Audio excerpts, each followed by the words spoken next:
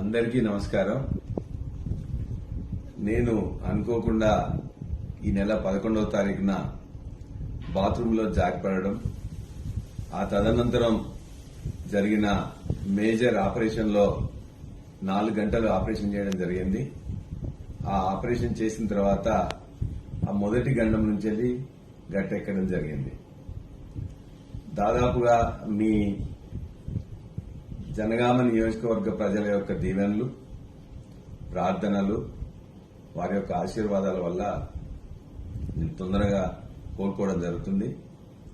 అదేవిధంగా నా బంధుమిత్రులు, మన పార్టీ నాయకులు, కార్యకర్తలు చాలా మంది ఇక్కడికి రావాలని చెప్పేసి ప్రయత్నం చేశారు. వాళ్ళందరినీ కలవలేకపోయాను.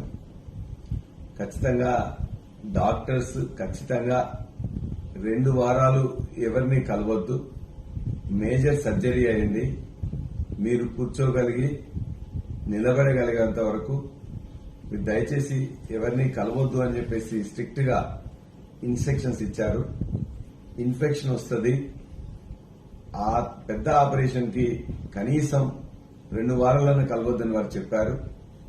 కాబట్టి మీరు నాకు ఇంత పెద్ద దెబ్బ తగిలిందని తెలిసిన వెంటనే మీ యొక్క ఆశీర్వచనాలు ఇచ్చినందుకు, మీ యొక్క దీవెనలు ఇచ్చినందుకు, నా కోసం ప్రేమతో బాధపడ్డందుకు మీ అందరికీ మరొకసారి నమస్కారాలు తెలియజేస్తూ, ఒక్క వారం రోజులు దయచేసి ఓపిక పట్టండి.